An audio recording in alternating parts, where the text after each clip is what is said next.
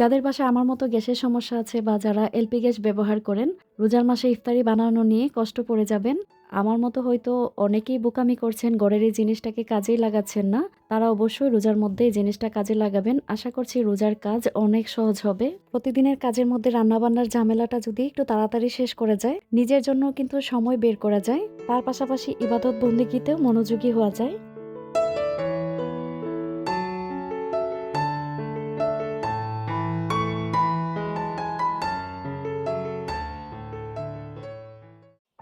আসসালামু আলাইকুম, কেমন আছেন সবাই? আশা করছি আল্লাহর অশেষ রহমতে সবাই খুব ভালো আছেন। আলহামদুলিল্লাহ, আমরাও ভালো আছি।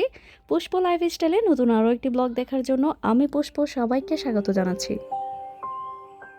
আজকে ভিডিও শুরুতে সবাইকে জানাচ্ছি রমজান মোবারক। রমজানের অনেক অনেক শুভেচ্ছা জানাই আপনাদের সবাইকে। আল্লাহ তাআলা যেন এই পবিত্র মাসে আমাদের সবার রোজা, নামাজ, দোয়া ও আমল কবুল করেন। এই রমজান আমাদের জীবনে বয়ে আনুক শান্তি, বরকত ও রহমত। সবাইকে আল্লাহ সুস্থ রাখুন, ভালো রাখুন, যাতে করে আমরা 30টা রোজা রাখতে পারি। আমাদের আবারও সৌভাগ্য হয়েছে রোজা রাখার। রোজা আসার শেষ মুহূর্তে এসে আমি আমার রান্নাঘরটা পরিষ্কার করছি, কারণ রোজার মাসে কিন্তু রান্নাঘরে অনেক বেশি চাপ যায়। আর আমার বাসায় মেহমান এসেছিল জানেন। মেহমান আসলে কিন্তু রান্নাঘরে কাজকর্ম করতে করতে রান্নাঘরটা একদমই এলোমেলো হয়ে যায়। আর বিশেষ করে রোজার আগে অবশ্যই রান্নাঘরটা পরিষ্কার করা প্রয়োজন। রোজা রেখে রান্নাঘর পরিষ্কার করা যায় না, কষ্ট হয়ে যায় বেশি। রান্নাঘর পরিষ্কার করার আগে এখানে কিছু সবজি আছে, সেগুলো গুছিয়ে নিচ্ছি। এগুলো আমার শ্বশুর বাড়ি থেকে এসেছে। আসলে আমার শ্বশুর বাড়িতে তো কেউ থাকে না, তো ওইভাবে শাক সবজি বা ফলমূল কোনো কিছু করাও যায় না। তো আমার শ্বশুর বাড়িতে কিন্তু অনেক আম গাছ, লিচু গাছ আছে। তো লিচুর সময় এগুলো মানুষের কাছে লিচু আসার সাথে সাথে মানে ফুল ধরার সাথে সাথে বিক্রি করে দেয়। আর যে জায়গা জমি খালি থাকে আশেপাশে যারা থাকে তারা এগুলোর মধ্যে সবজি করে খায়, সেখান থেকে কিছু সবজি পেলাম। গ্রামের সবজি খাওয়ার মজাটাই আলাদা, মনে হয় সবকিছু ফ্রেশ থাকে। আর ভিডিও শুরুতে যে দেখেছেন কিছু দুধ ফ্রিজে রাখলাম, এগুলো হচ্ছে আমার ননাসে দিয়েছে। ওনার গরু আছে, দুধগুলো এত বেশি ভালো।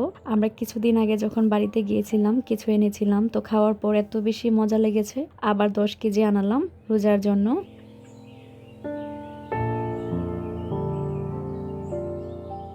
রান্নাঘর পরিষ্কার করা শুরু করে দিয়েছি। প্রথমে আমি চুলাটায় হাত দিয়েছি। চুলার স্ট্যান্ডগুলো খুলে আমি একটু ভিজিয়ে রাখবো গরম পানি দিয়ে, সাথে একটু বেকিং সোডা দিয়েছি আর একটু বিম লিকুইড দিয়ে ভিজিয়ে রাখবো কিছুক্ষণের জন্য। চুলার যে আশপাশটা আছে এখন আমি এগুলো পরিষ্কার করব। এই ব্রাশটা দিয়ে চিপার যে ময়লাগুলো থাকে খুব সুন্দর করে পরিষ্কার করা যায়। রান্না করার সময় কিন্তু ভাতের মাড়, তারপর দুধ, বিভিন্ন কিছু পরে এই জায়গাগুলো কিন্তু ময়লা ভরাট হয়ে থাকে। পরিষ্কার করাটা কিন্তু খুব জরুরি। অনেক সময় কিছু আপুরা প্রশ্ন করে থাকেন যে রান্নাঘরের তেল চিটচিটে ভাব কিভাবে দূর করবেন। আমি মনে করি গরম পানির উপরে আর কোনো ওষুধ নেই। রান্নাঘর পরিষ্কার করতে গেলে অবশ্যই গরম পানি ব্যবহার করবেন। গরম পানির সাথে একটা মিশ্রণ বানিয়ে নিতে পারেন, যেমন ভিনেগার, তারপর বেকিং সোডা, এগুলো দিয়ে মিশ্রণ বানালে রান্নাঘরের তেল চিটচিটে ভাব খুব তাড়াতাড়ি কেটে যায়। আর সাথে তো গরম পানি আছে, তাতে করে কিন্তু রান্নাঘর একদমই চকচকে থাকবে। ব্রাশটা দিয়ে পরিষ্কার করার পর এখন আমি জালিটা দিয়ে যে যে ময়লাগুলো লেগে আছে সেগুলো একটু ঘষে তুলে নিচ্ছি। তারপর একটা পরিষ্কার কাপড় দিয়ে মুছে দিব। কালো জিনিসের উপর একটু ময়লা পড়লে সেটা কিন্তু সহজেই দেখা যায়, আবার পরিষ্কার করলে দেখতেও অনেক সুন্দর লাগে। চুলাটা পরিষ্কার করার পর ইচ্ছে করে এটাতে আর রান্না না করি, আবার রান্নার পর পর দেখা যায় তেল ছিটে পড়ে, দেখতে খুব খারাপ লাগে। তো প্রতিদিন একবার করে হলেও চুলাটা পরিষ্কার রাখার চেষ্টা করি। আজকে ভিডিও শুরুতে আমার প্রিয় আপুদের কাছে লাইক চাইতে ভুলে গিয়েছি। যারা ভিডিওটিতে ক্লিক করেছেন প্লিজ একটা লাইক দিয়ে ভিডিওটি কন্টিনিউ করবেন। আর ভিডিও দেখতে দেখতে যদি ভিডিওর কোনো অংশ একটু হলেও ভালো লেগে যায় তাহলে অবশ্যই আমার চ্যানেলটি সাবস্ক্রাইব করে পাশে থাকা বেল আইকনটি ক্লিক করে দিবেন, যাতে করে আমি কোনো নতুন ভিডিও আপলোড করলে সাথে সাথে আপনার কাছে নোটিফিকেশন চলে যায় আর আপনি আপনার সময় সুযোগ করে আমার ভিডিওটা দেখে নিতে পারেন। আর এই কাজগুলো করে যারা আমাকে প্রতিনিয়ত সাপোর্ট দিয়ে যাচ্ছেন আপনাদের জন্য থাকবে মন থেকে অনেক অনেক ভালোবাসার দোয়া। ফাঁকি দিয়ে চুলার যে স্ট্যান্ডগুলো আছে সেগুলো আমি ধুয়ে তোলার মধ্যে রেখে দিলাম, পানিটা ঝরতে থাকুক। এখন আমি চিনি চা পাতার যে বক্সগুলো আছে সেগুলো ধুয়ে নিয়েছি। অনেক দিন ধরে বক্সগুলো ধোয়া হয় না, প্রতিদিন হাত দেওয়া হয়, ময়লা তো লেগেই থাকে। আর যতটুকু সম্ভব মুছে মুছে রাখারই চেষ্টা করি। ভাবলাম রোজা যেহেতু এসেছে এগুলো একটু ধুয়ে রেখে দিই, আবার যে কবে ধুতে পারি আমি নিজেও জানি না। আমি অনেক ভিডিওতে চিনি চা পাতার বক্সগুলো কোথা থেকে নিয়েছি সেগুলো বলে দিয়েছি। অনেক নতুন নতুন আপুরা অ্যাড হন, তো অ্যাড হলে আপনারা যে প্রশ্নটা করেন এই চিনি চা পাতার বক্সগুলো আমি কোথা থেকে নিয়েছি, এগুলো আমি আরএফএল বেস্ট বাই থেকে নিয়েছিলাম। দাম পড়েছিল 120 টাকা করে। এগুলো কিন্তু দারাজও দেখলাম বিক্রি করে, আপনারা দারাজও পেয়ে যাবেন। আর আরএফএল তো গেলে অবশ্যই পাবেন। একটা বক্সের মধ্যে চিনি রাখি, আরেকটার মধ্যে চা পাতা রাখি, আর কফির যে বক্সটা আছে সেটার মধ্যে আমি লবণ রাখি।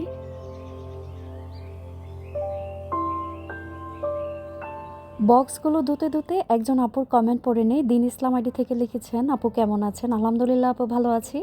আপনার ভিডিওগুলো দেখতে আমার খুব ভালো লাগে। আপনি অনেক সুন্দর করে কথা বলেন, অনেক সুন্দর করে কাজগুলো গুছিয়ে করেন। আপনার সংসারটা অনেক সুন্দর। আমার জন্য দোয়া করবেন আপনার মতো যাতে আমারও একটা সংসার হয়। আমার নামটা নেবেন পরের ভিডিওতে, দয়া করে আপু, নিলে আমিও অনেক খুশি হব। অবশ্যই দোয়া করি আপু, যাতে আমার চাইতে সুন্দর একটা সংসার তোমার হয়। আল্লাহ যাতে তোমার মনের আশা পূরণ করেন।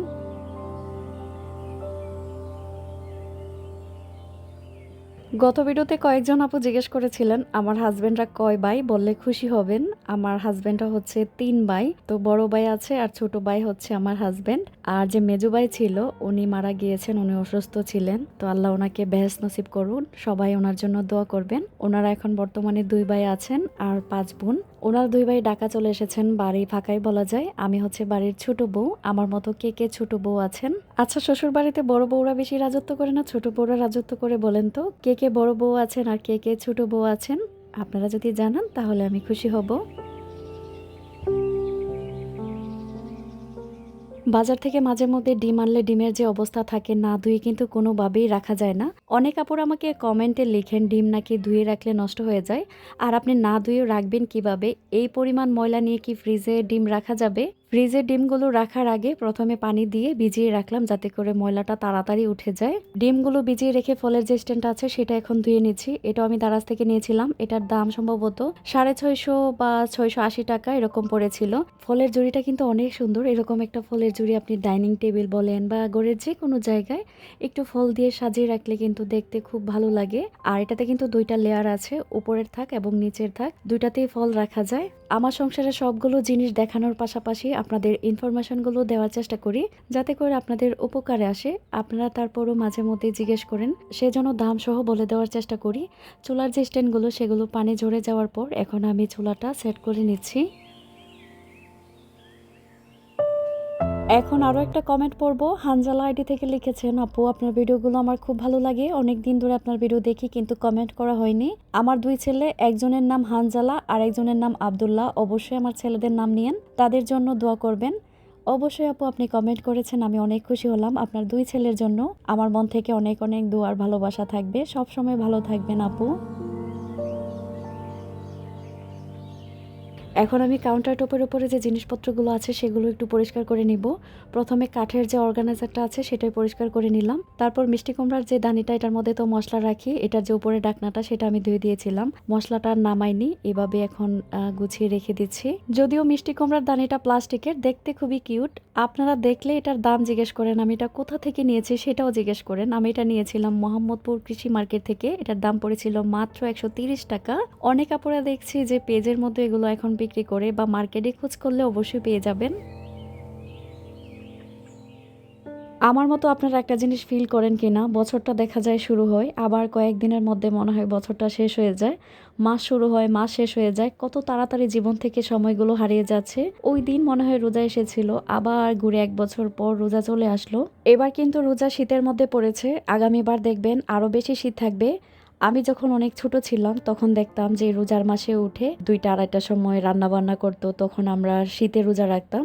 এখন সেই রোজাটা বড় হয়ে আবার পেলাম, শীতের মধ্যে রোজা চলে এসেছে। শীতের মধ্যে আমরা একটা জিনিস নিয়ে খুবই ভোগান্তির মধ্যে পড়ি, যেমন গ্যাসের সমস্যা। শীতে একদমই গ্যাস কম থাকে। আর এবার কিন্তু রোজাটা শীতেই পড়েছে। বিকেলবেলা দেখবেন আমরা যখন একসাথে ইফতারি বানাতে যাব, একদমই গ্যাস পাবো না। সেটা নিয়ে কিন্তু অনেক টেনশনে থাকি। যেমন রোজা রেখে শরীর অনেক ক্লান্ত থাকে, তাড়াতাড়ি যদি রান্নাবান্না শেষ না করা যায় তখন কিন্তু একটা বিরক্তিতা চলে আসে। আর এক চোলা দৌড়িয়ে দৌড়িয়ে তো আমি দুপুরবেলায় রান্না করি, বিকেলবেলা এক চোলা দৌড়িয়ে এত রান্না কি শেষ করা যাবে? সেই সাথে সেহরি রান্নাবান্না আছে।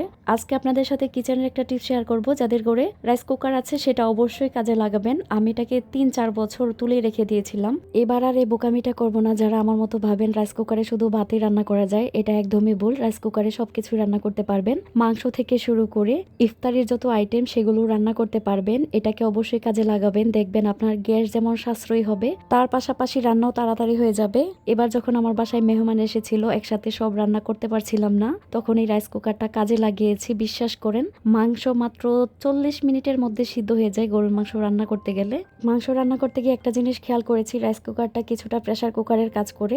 আমি মনে করি যাদের ঘরে রাইস কুকার আছে অবশ্যই সেটা কাজে লাগিয়ে রোজার কষ্টটা কমাবেন। তার পাশাপাশি যাদের ঘরে রাইস রাইস কুকার নেই তারা কিন্তু মিনি যে রাইস কুকারগুলো আছে সেগুলো কিনতে পারেন। আর একটা রাইস কুকার কিনে নিলে কিন্তু আপনি যে কোনো সমস্যা, যারা সিলিন্ডার ইউজ করেন তাদের জন্য তো অবশ্যই সাশ্রয়ী হবে। আর যারা আমার মতো লাইনের গ্যাস ব্যবহার করেন, গ্যাস থাকে না, তারা অবশ্যই এটার মধ্যে সব ধরনের রান্না বান্না করতে পারবেন। মাঝে মধ্যে এখন ভাবি যে কেন আমি রাইস কুকারটা তুলে রেখে দিয়েছিলাম, মাঝে মধ্যে যখন গ্যাস থাকতো না কিনে এনে বাচ্চাদের খাবার খেয়েছি। এত সহজ রাইস কুকার থাকা মানে রান্নাঘরের অর্ধেক কষ্ট কমিয়ে ফেলা। যেমন রান্নাঘরের কিছু জিনিস আছে, যেমন ইলেকট্রিক কেটেল, তারপর রাইস কুকার, প্রেসার কুকার, এগুলো কিন্তু রান্নাঘরের কাজকে অনেক সহজ করে। তাই আমি বলবো রোজার মধ্যে যারা আমার মতো রাইস কুকার তুলে রেখেছেন বা একটা রাইস কুকার কিনতে চাচ্ছেন, অবশ্যই রোজার মধ্যে কিনে নেবেন, আপনার কষ্ট কমবে। আমার রান্নাঘরের কাজ সহজ করতে আমি যে কাজগুলো ফলো করি বা যে কাজগুলো করলে আমার জন্য সহজ হয়, আপনাদের জন্য সহজ হবে, সেগুলো শেয়ার করার।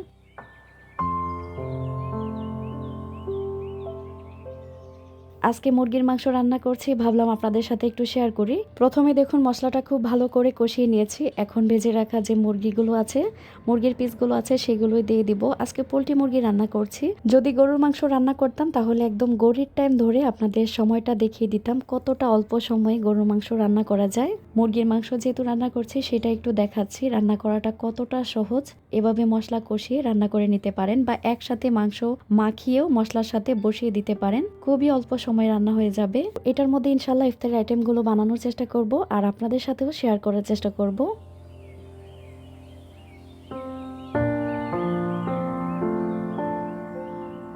ডিমগুলো ধুয়ে পানি ঝরিয়ে নিয়েছি। এখন আমি বাইরে কিছু রাখবো আর কিছু ফ্রিজে রেখে দিব। ডিমগুলো গুছিয়ে নিই। তার পাশাপাশি আরও একজন আপুর কমেন্ট পড়ি। জান্নাত ঋতু আইডি থেকে লিখেছেন, শুয়ে শুয়ে আপু আপনার ভিডিওগুলো শেষ করলাম, আপু নেক্সট ভিডিওতে আমার নাম নেবেন, আমার নাম ঋতু। আপনার সব ভিডিওগুলো আমি দেখি, লাভ ইউ আপু, লাভ ইউ টু আপু, অসংখ্য ধন্যবাদ, তুমি আমার সব ভিডিও দেখো জেনে। আমার কিন্তু মুরগি রান্না শেষ আর মুরগির কালারটা দেখুন কতটা সুন্দর হয়েছে। একটা জিনিস খেয়াল করেছি, এটার মধ্যে রান্না করলে তরকারির কালারও খুব সুন্দর আসে। আজকে দুপুরবেলা আসলে তেমন কোনো রান্না বান্না করিনি, সেই জন্য রাতের বেলা করলাম।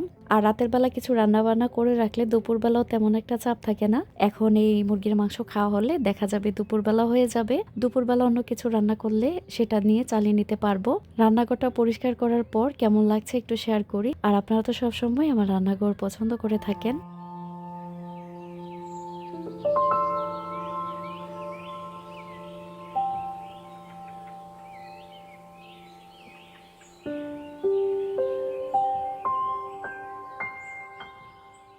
সানিয়া আক্তার আইডি থেকে লিখেছেন, আসসালামু আলাইকুম আপু, কেমন আছেন? ওয়ালাইকুম সালাম আপু, আলহামদুলিল্লাহ ভালো আছি।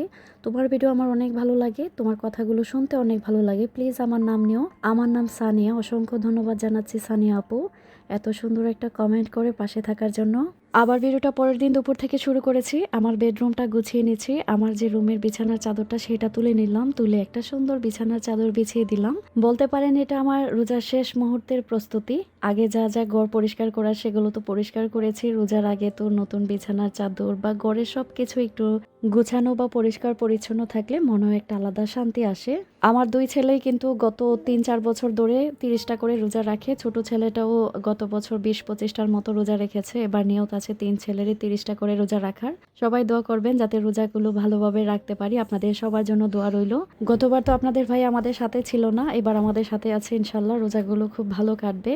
যদি আজকের ভিডিও আপনাদের কাছে ভালো লাগে অবশ্যই লাইক, কমেন্ট আর শেয়ার করতে ভুলবেন না। আজকের জন্য তাহলে আমি এখানেই বিদায় নিব।